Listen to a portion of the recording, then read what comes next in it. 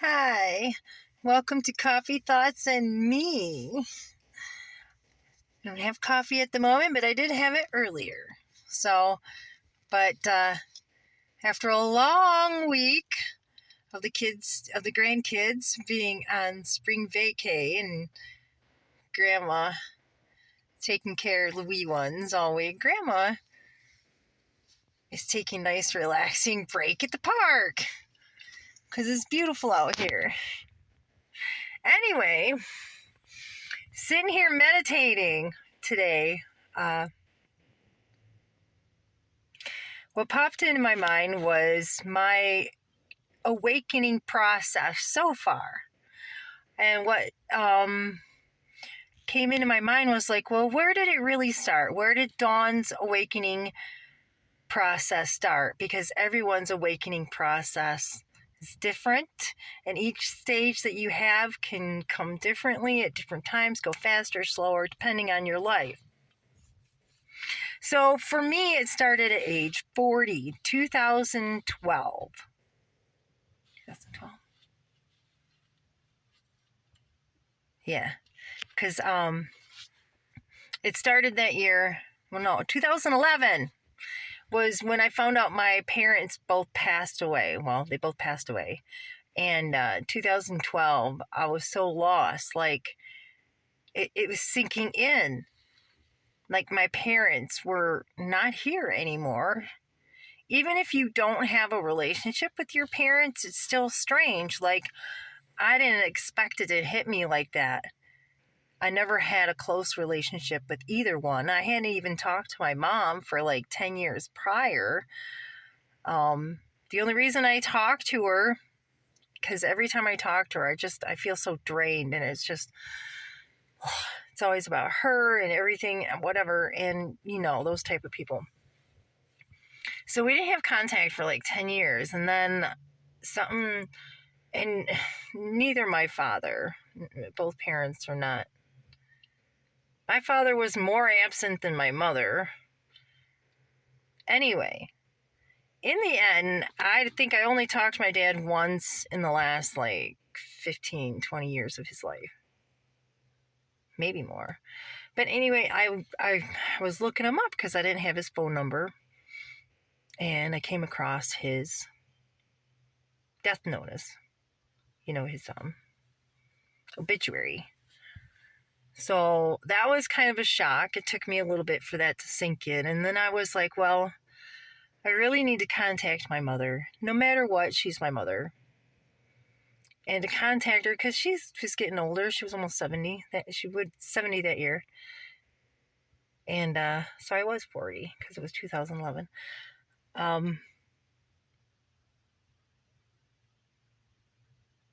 So I contacted her. I think it was like, it took me a few months. So bad. It took me, like, I found out where she was, and I found the place where she at, and I told them that, her husband had died, and maybe, she could get a little more of Social Security to help out with expenses, and because she was an adult foster care home where she needed to be, because she needed guidance, and they did really good and cared for her. So thank you, God, for that. But anyway, so I contacted them, but I wasn't ready to talk to her yet. That was in the spring of 2011, I think. So I kept in contact with the home, made sure she was okay, see what's going on. And I think it was around September or so. We didn't talk very long before she passed away. But we did reconnect. I never got to reconnect with my father before he passed. But my mother, I got to reconnect. I mean, it was the same old, but I loved her, and I was still, even with what little we talked, I was so over, her energy was so draining on me. I didn't call her the Friday before she passed. I had guilt about that for a while. I was supposed to call her, but I didn't. And she passed away that weekend. So that was sad. I was sitting at work Monday morning. Got a call from the home there, and let me know she passed away. She had gone back in for emergency surgery and didn't make it back out. So then I had to deal with that. I'd never dealt with dealing with, like, what do you do, right? I didn't know anything about funerals. I didn't know anything about taking care of her, but I prayed on it, and by the grace of God, there was just enough money to cremate her and have her taken care of. And I put her out in my grandmother's lilac bushes. That's all we could do with the money that was left. That was it. But God bless us. We had just enough. Just enough. It was perfect. So, yeah. And then in 2012, it was like, okay, after it set in that both my parents had passed, it was like, whoa, the shock of it. I started having heart palpitations. Mind you, before the end of 2011, 2012, I had never had problems with anxiety or depression. As far, not physically. I didn't realize all those years, 40 years of keeping everything in and not talking about anything, because my family never talked about anything. It wasn't like, I didn't have parents that were like, I don't think I've ever had they're strangers to me. I didn't know them growing up. We never sat around and had like conversations like I do with everybody else in my life. My parents were an anomaly, to say the least. God love them. Oh, where was I? Parents. Yeah, 2012, I started having heart palpitations, and I was like, the anxiety hit full force that year. I ended up in the hospital by June, July, because the anxiety has built up so much. I didn't know how to deal with me. I was like, who am I? Who am I? I mean, I knew I was different than everyone else since the day I was born. And I knew there was more to this. And I did research and I did a couple meditations back in my 20s. But I truly didn't know who I was. I didn't even know I was an empath yet. Not for years later. I didn't even know I was an empath until 2019. But I always knew I was different. I just didn't know how or why or how everything was connected or why I was different.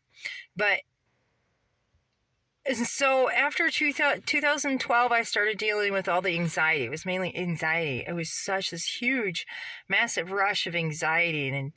And they just throw you on medications and they don't really...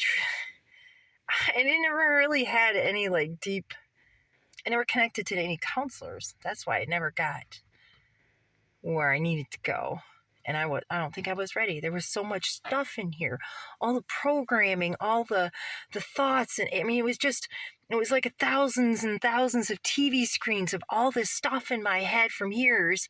And it was, chatter in there. And I couldn't think. I didn't know who I was. And then when you don't know who you are and you don't know what self-esteem is, and you start dating again, you date all the wrong people. And so my ex definitely helped wake me up. The ex. The one that catapults you through the trauma so deep that it wakes you up, that there's more than this, and there's more than this, and you've delved so deep into the darkness that you're left with the only faith. You're at that point, either you give up or you have faith in yourself. And I prayed hard and I kept faith and I didn't know what to do. I was completely clueless on how to get away from this man. How can I not just walk away from this man when I could walk away from everyone else in my life? How did he have this hold on me? What was that hold? Such a deep trauma bond. Oh, trauma, yeah. So I left him. That 2019, I met my soul sister. And it was just like, hey, like we'd never lost contact with each other. And it was weird because we even sounded like each other. And we had these deep spiritual discussions. And it was just, we were instantly comfortable with each other. and it was nice. She was going through her own thing. We met in a women's shelter. We only got to see each other for a week, but it was powerful. She goes, "Don't you know you're an empath?" I'm like, "No." But damn, that makes sense. So finally that got me thinking. And that started the ball rolling in me realizing I was more.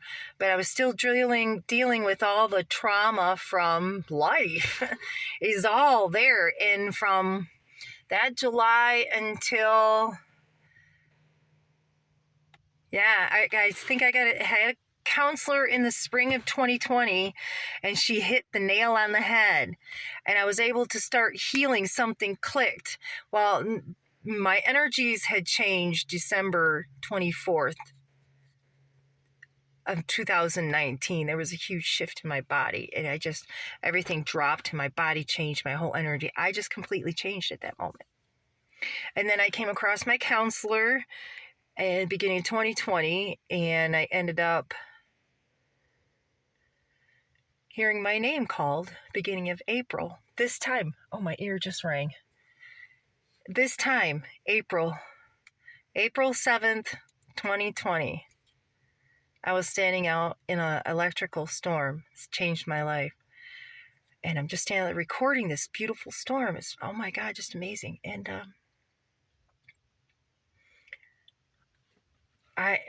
right at April 7th, 2020, I was so lost. I was still talking to this man that I had left, and I couldn't get him out of my head. And I was so lost. I was sleeping on my daughter's couch. I didn't know whether I was coming, going. The trauma in my head was so much. I was just started to get a little click, on how to handle the trauma, but it's still there. You got to process through your own trauma. Whew. I'm telling you, that was a process. But I was standing outside in this magnificent, I've never seen such magnificent electrical, storm. So I'm like, I'm going to get out and record this. And I did. I'm standing there and I'm recording. Not quite a minute in, I heard my name, Dawn. And so I kept recording because the storm was beautiful. But I was alone, nobody around me. And I'm like, what? I know I heard that plain as day, just like someone was standing right next to me.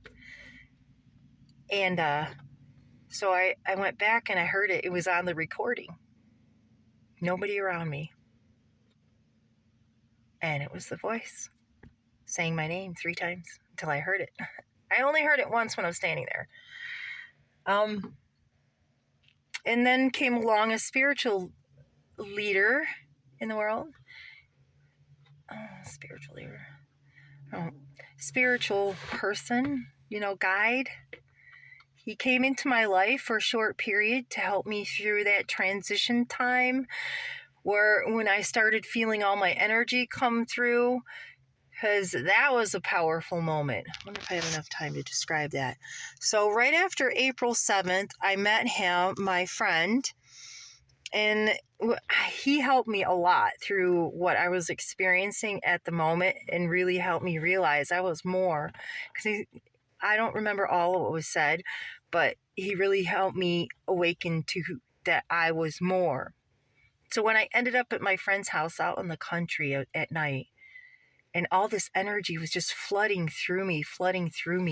And it told me to lay on the ground, and I laid on the ground. I had this energy it was intense. And especially through the solar plexus chakra. It was like so much energy, my body was glued to the ground. Well, at that moment, I had my phone, and it rang. It was my ex. I couldn't get away from him. So all this wonderful stuff is happening, this light and this energy is just fucking flowing through me. But as soon as I answered that call, it stopped. Instantaneously, the energy went away like that. And I felt like I felt when I was with him, because the energy coming through felt so good. Even though it was freaky, because I'd never felt anything like that. Feeling him, all of a sudden I felt him, and it just felt like death and pain and trauma. And I within seconds, I clicked and I hung up the phone. And as soon as I hung up the phone, that was my decision to move forward and never look back. And I never talked to him again, never saw him or anything. Well, I saw him driving one time the last 4 years, but I stayed away. That is what it took for me to stay away from the traumatic, whatever that was. It was such a powerful moment. So as soon as I hung up that phone, boom, instantaneously, like all the energy came back through.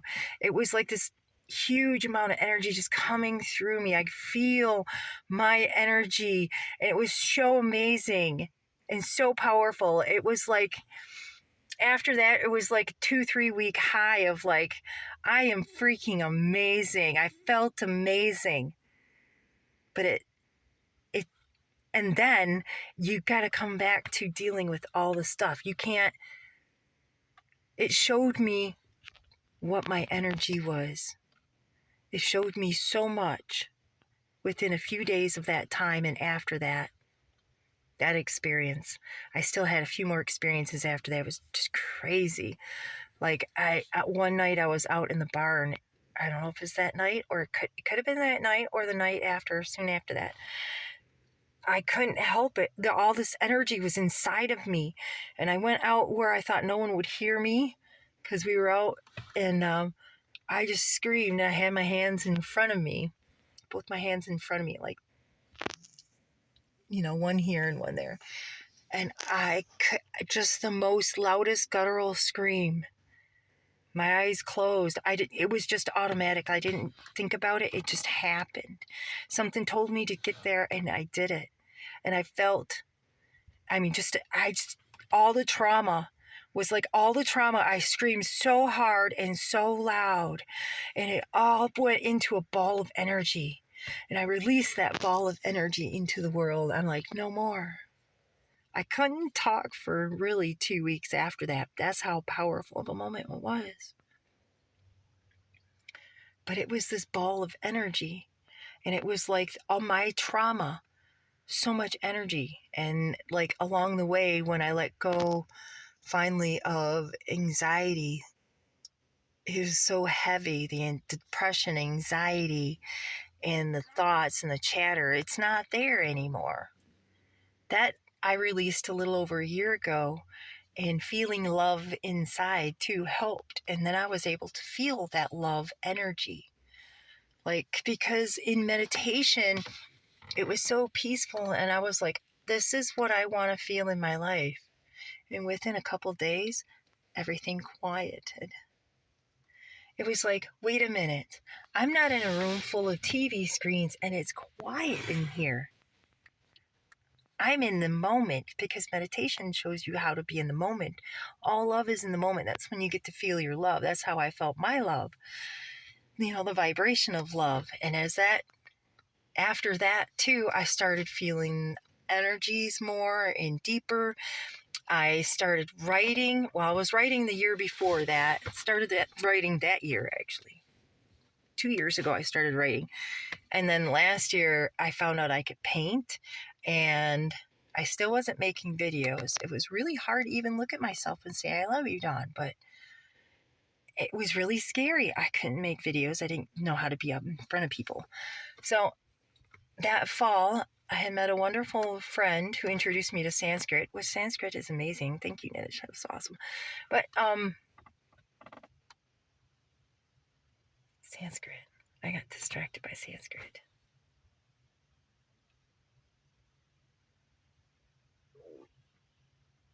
My mind just went completely blank.